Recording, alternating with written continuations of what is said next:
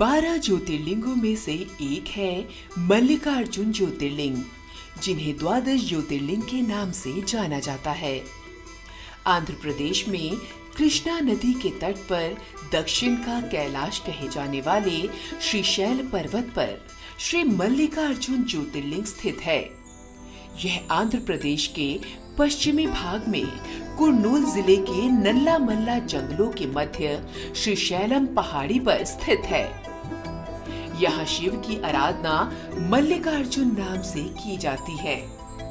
मंदिर का गर्भ बहुत छोटा है और एक समय में अधिक लोग नहीं आ सकते। इस कारण यहाँ दर्शन के लिए लंबी प्रतीक्षा करनी होती है। स्कंद पुराण में श्रीशैल कांड नाम का अध्याय है। इसमें मल्लिकार्जुन ज्योतिर्लिंग का वर्णन मिलता है। इससे इस मंदिर की प्राचीनता का भी पता लगता है। प्राचीन संतों ने भी प्राचीन काल से इसकी स्तुति गाई है।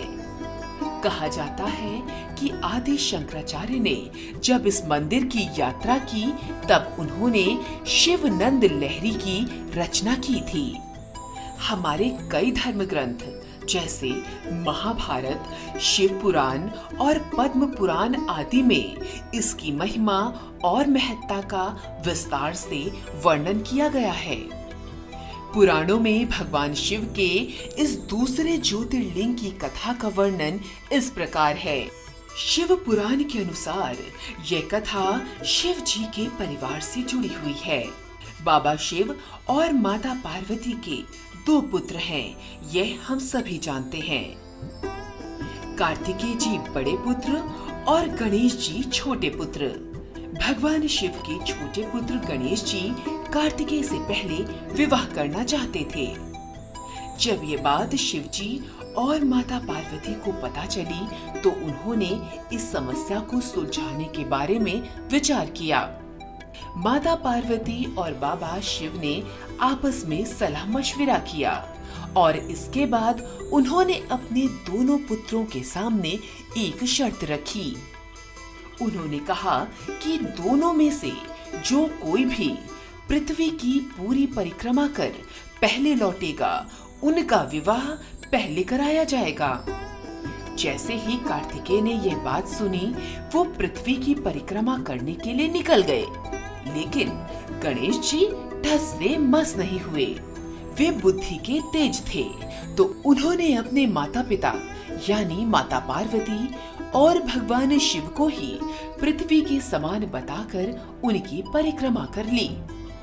इस बात से प्रसन्न होकर और गणेश जी की चतुर बुद्धि को देखकर माता पार्वती और शिव जी ने उनका विवाह करा दिया। जब कार्तिकेय पृथ्वी की परिक्रमा कर वापस आए तो उन्होंने देखा कि गणेश जी का विवाह विश्वरूप प्रजापति की पुत्रियों के साथ हो चुका था, जिनका नाम सिद्धि और बुद्धि था। इनसे गणेश जी को क्षेम और लाभ 2 पुत्र भी प्राप्त हुए थे। कार्तिकेय को देवर्षि नारद ने सारी बात बताई।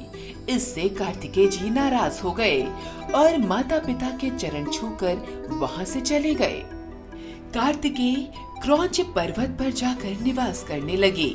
उन्हें मनाने के लिए शिव पार्वती जी ने नारद जी को वहां भेजा, लेकिन कार्तिकेय जी नहीं माने। फिर पुत्र मोह में माता पार्वती जी भी उनके पास उन्हें लेने गई, तो उन्हें देखकर कार्तिकेय जी पलायन कर गए। इस बात से माता पार्वती हताश होकर वहीं बैठ गई। तभी भगवान शिव भी ज्योतिर्लिंग के रूप में यहाँ प्रकट हुए। इसके बाद से ही इस जगह को मल्लिकार्जुन ज्योतिर्लिंग के नाम से जाना जाने लगा। वहीं मल्लिकार्जुन ज्योतिर्लिंग के स्थापना को लेकर एक दूसरी कथा इस प्रकार प्रचलित है। कहा जाता है कि इस शैल पर्वत के निकट किसी समय में राजा चंद्रगुप्त की राजधानी थी।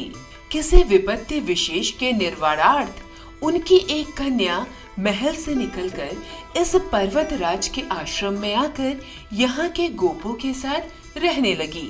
उस कन्या के पास एक बड़ी ही शुभ लक्षण सुंदर श्यामा गौ थी। उस गौ का दूध रात में कोई चोरी से दूध ले जाता था।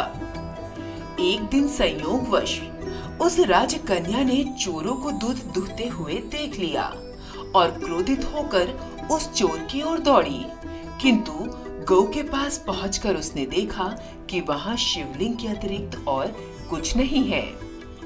राजकुमारी ने कुछ समय पश्चात उस शिवलिंग पर एक विशाल मंदिर का निर्माण कराया। यही शिवलिंग मल्लिकार्जुन के नाम से प्रसिद्ध है। तो इस प्रकार से बाबा शिव और माता पार्वती मल्लिकार्जुन रूप में स्थापित हुए। आज भी इस ज्योतिर्लिंग में दर्शन करने वाले भक्तों को बाबा शिव और माता पार्वती ज्योति के रूप में दर्शन देते हैं। आज आपने जाना इनकी महिमा के बारे में। आशा करते हैं कि आपको आज की यात्रा में आनंद आया होगा। ओम नमः शिवाय।